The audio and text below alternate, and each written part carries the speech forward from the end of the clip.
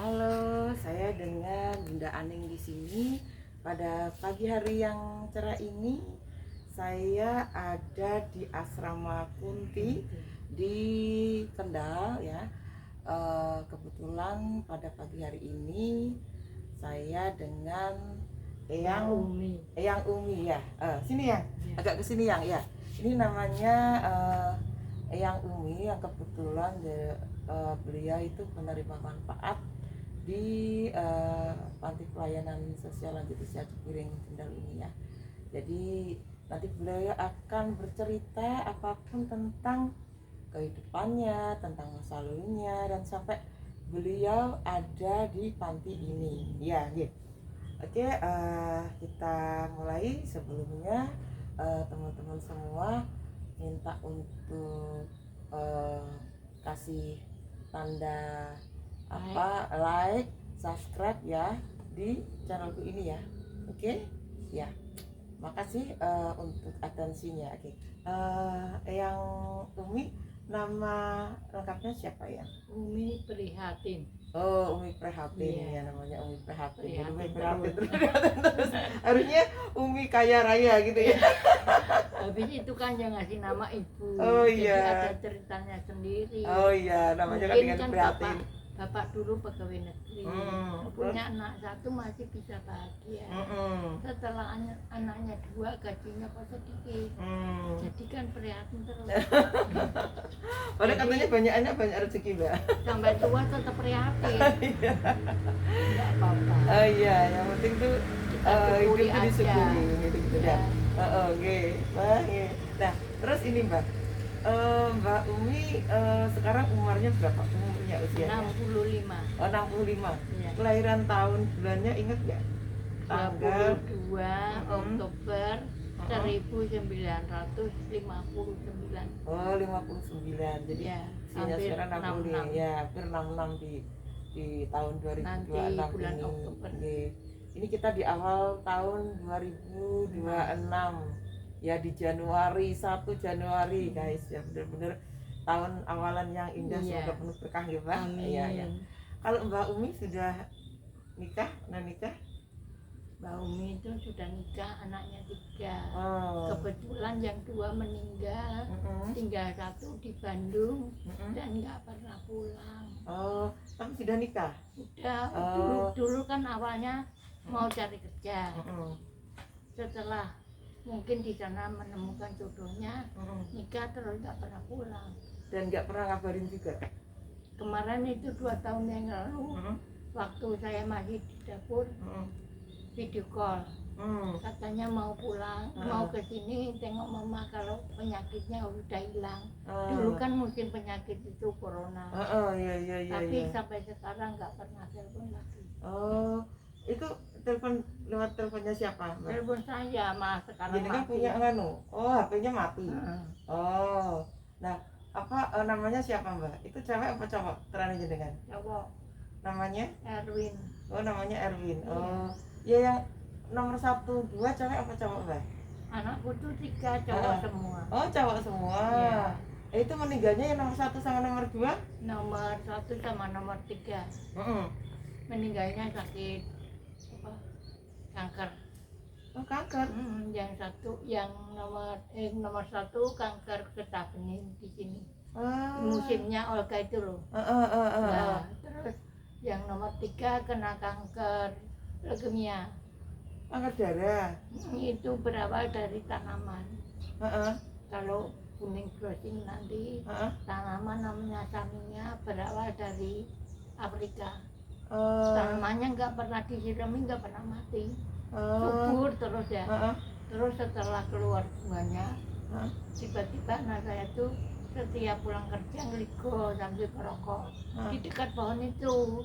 Lama-lama kok sakit perut membesar. Terus saya bilang, Bu, periksa kon ke puskesmas Pak Baca. Alah, ben mah ora. Tapi temannya bilang gini, lo ngapa kowe ngombenan? Kok perutnya besar gitu. Perutnya besar. Lah saya pikir malah gini, apa anakku melemu ya kok perutnya besar. Ternyata setelah dia saya suruh mau periksa Dokter, Terus pihak puskesmas ngasih rujukan karena periksa di laborat, udah periksa kencing, periksa darah, ternyata positif. Itu kankernya udah parah malah. Terus perutnya semakin hari semakin besar. Terus setelah menemukan obatnya kanker, kan BPJS enggak cover ya. Setelah pasiennya udah lama gitu baru dapat obatnya. Terus dikasihkan enggak menolong. Dikuras perutnya yang besar itu sampai 7 air sampai 7 liter. Setelah dikuras perutnya, kok anakku ya makan terus, tak dekati ya. Dia pindah nih ruangannya, mau pindah di ruangan. Terus dia tuh habis ngobrol sama saya sampai malam, terus bilang gini, aduh mah kok wis kangkengnya aku rak kuat. Terus aku geragap, saya bilang gini, yo istighfar yo, istighfar yo lagi bisa kuat, kok nek itu mujian kemarin tengah liatin saya, terus nggak lagi, terus saya bilang gini, yo la ilaha illallah, saya tuh kayak ada yang mimpi, mau dia la ilaha illallah sampai ilahnya cekak pun, terus nggak ada. Aku nangis di situ, nggak ada yang gini-gini. Tetangga yang pada nungguin itu keluarganya nggak berani deket. Saya sadar sendiri. Saya terus bilang, ya Allah, muka-muka aku yang tercoba ya. Itu usia berapa? Aku kelas 27. Tapi belum nikah? Wong dia bilang gini, aku rak bakal nikah. Kenapa? Wis ana rezekine ana. Umure wis cukup ya ora apa-apa ta. Enggak, aku enggak bakal nikah. Aku mesake Oh, nemenin mama ngoten lho. Nggih. Mama sampai tua aku ora bakal nikah, aku ngajarin mama. Kalau kita yakin gitu ya. Tapi yakin lah, insya Allah itu surga ya Mbak. Maksudnya walaupun dia jauh di sana tapi melihat jenengan Mbak. Tetap ada di hati ini jenengan, tetap didongake ya. Kadang-kadang kita tuh nggak bisa Mbak melihat apa dia, tapi dia pasti lihat karena itu mamangnya, orang yang melahirkan dia, yang berjuang gimana caranya gitu Mbak. Mbak. Nah, terus kalau mengingat kayak gitu kan kadang memang ya apa sedih tapi yakin ya bahwa insya Allah itu apa ya, dia di surga sana, dia melihat jenengan, terus juga jenengan doa yang penting ya toh wis nandur nganunan lah di sana ya, satu buat putrane gitu loh ya. Dan insya Allah kan dia baik kan, dia juga pintar ngaji asmani sinten ya. Dulu Akbar Sabari. Akbar gitu. Nah, tapi yang pertama itu meninggal karena itu ya. Apa yang itu yang pertama? Getah bening itu enggak ini itu yang kalau ketiga. Getah bening itu pengalaman gimana Mbak? Jenengan tahunya itu getah bening. Kita cerita tentang penyakit kanker ya guys. Jadi putrane Mbak Umi itu ternyata sakitnya lumayan berat-berat ya. Ada kanker leukemia yang tadi dari tanaman tadi yang ceritain beliau, sama sakit getah bening ya, kelenjar itu gimana Mas? Ceritain itu gimana? Kan itu karena nggak pernah ikut saya ya, ikut neneknya. Lah terus pertumbuhannya kan neneknya yang tahu. Lah itu katanya sakit ini kayak ujunan gitu loh. Lah disuruh periksa dokter, kata dokter suruh operasi, tapi dia nggak mau. Katanya nanti kalau operasi takutnya kena pita suara. Karena dekat di tenggorokan ya. Terus dia berikan obat cincai. Obat cincai itu memang lanjut ya. Itu sembuh. Sininya bekasnya udah kelupaan kayak borok gitu. Udah sampai gitu ya? Udah kering. Ternyata sembuh di sini itu bukan sembuh semuanya. Ini kanker ini uratnya ke sini. Sampai ke paru-paru ya. Itu jadi berakar gitu ya. Itu cuman yang tampilan luar itu ya. Tapi dia sudah nyebar gitu ya. Terus ke paru-paru, akhirnya batuk-batuk terus sampai sesak. Pakai oksigen akhirnya.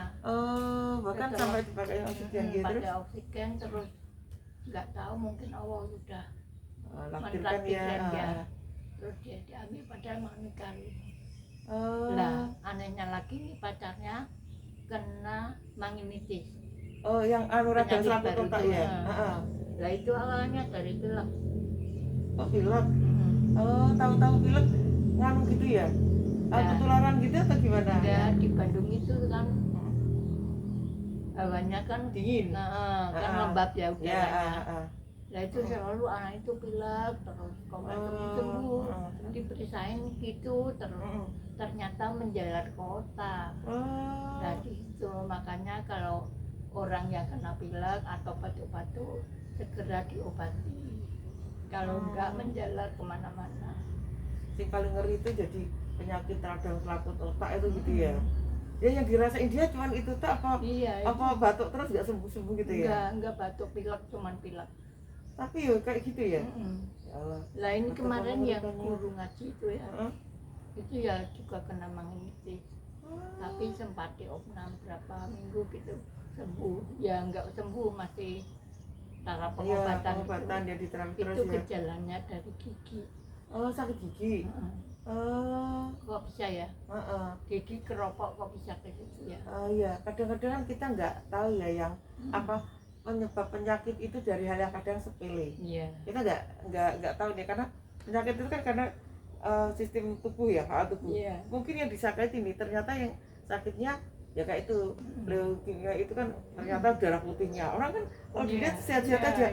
Orang yang sakitnya kadang sing ketok motone. Misalnya gini, yang kelihatan habis kecelakaan lah atau sininya kenapa tuh kelihatan, tapi yang paling ngeri itu penyakit yang nggak kelihatan ternyata dalamnya itu yang sudah apa ya keropos gitu ya, yang sudah di nganu dari dalam gitu. Itu sih kadang-kadang kita berpikirnya tapi ada pengetahuan buat saya juga tayang karena apa? Oh ternyata kita tuh harus berhati-hati dengan tanaman yang tadi disebutkan gitu ya, terus juga macam-macam tadi. Itu namanya bagus Bu, malah sering di TV ya Bu. Setiap ada drama itu pasti ada tanaman itu. Nah aku suka ya, gimana ada tanaman itu. Ternyata RW ku punya. Saya bilang minta, Bu saya minta sedikit Bu. Buat apa? Buat ditanam. Ya udah bawa semua, tak potek itu dibawa. Malah dikasihkan semua gitu ya. Terus tak tangkarke ya.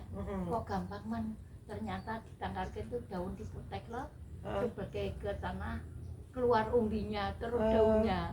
Nah sangat Mbak cacar bebek ya. Tapi gitu kan daunnya bagus Bu. Dulu sini di Arimbi ada, saya bilang Mbak tanduranku gua harus Mbak marahnya mati. Saya bilangnya gini, oh mati karena Tuhan mati. Ya benar. Tapi mencegahkan ini ya. Karena jenengan itu pernah mengalami hal yang luar biasa gitu, bikin trauma ya Mbak. Masa kalau tanaman kadang-kadang bisa sampai sebegitunya. Katanya dokter zatnya itu ada yang berbahaya gitu Mbak. Iya, setelah anak saya meninggal, adik saya tuh nge-share itu anak undip meneliti tanaman itu dua-duanya meninggal. Lah saya malah marah, kok ngabari bocah mati. Nek iki urip kae tak kuwi tandurane saya bilang gitu. Iya. Ya itu ya kadang-kadang kita tidak tahu jenis tanaman yang beracun. Mungkin dia tuh mengeluarkan apa ya racunnya yang sama tubuh kita tuh jadi kanker kayak gitu. Jadi tanam apa malah jadi penyakit ya.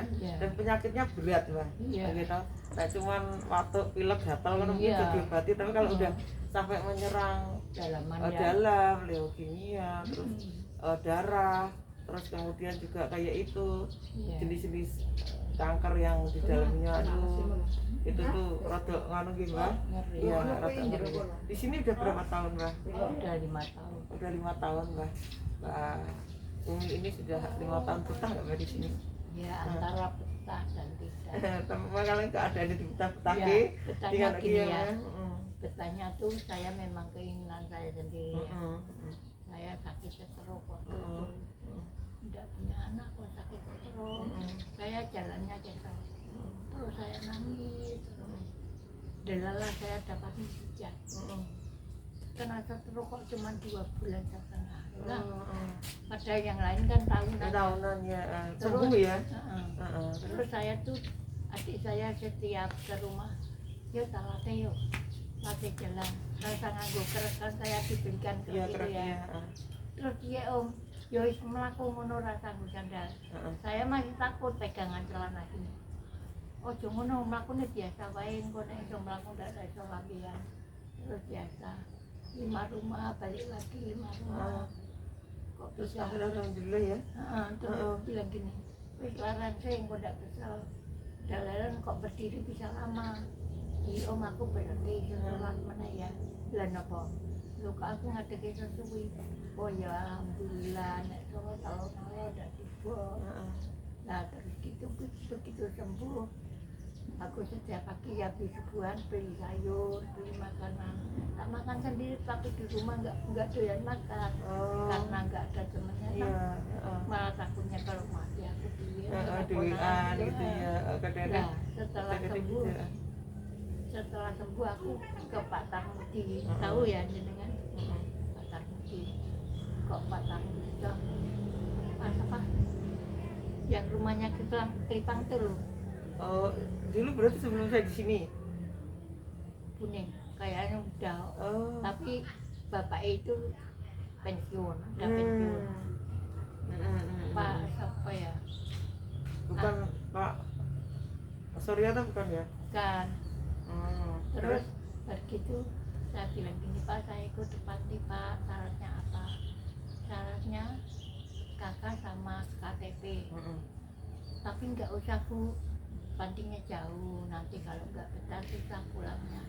Betah Pak, saya sampai berdoa terusnya. Ya karena saya kan pegang kompor takut. Ya Allah saya ikutkan pagi ya Allah. Ya banyak temennya. Makan pun juga nggak repot ya. Dan ini. Lah terus gitu dong. Saat karantina di situ. Pertama awal ya.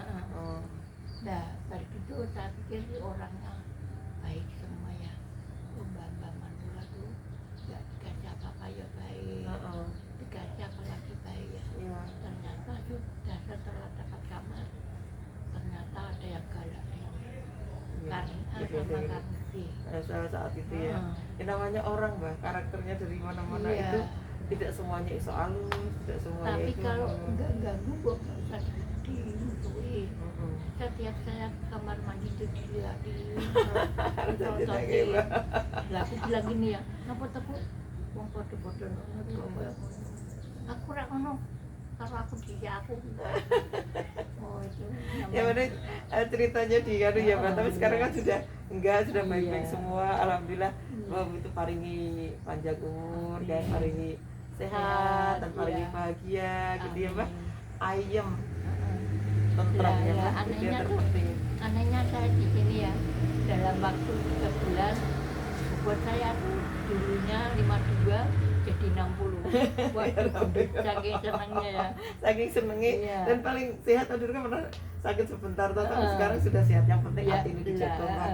Sehat itu nomor 1 ya Mbak. Itu sehingga dia bukan itu sama sholat ya itu aja itu sih. Insya Allah itu.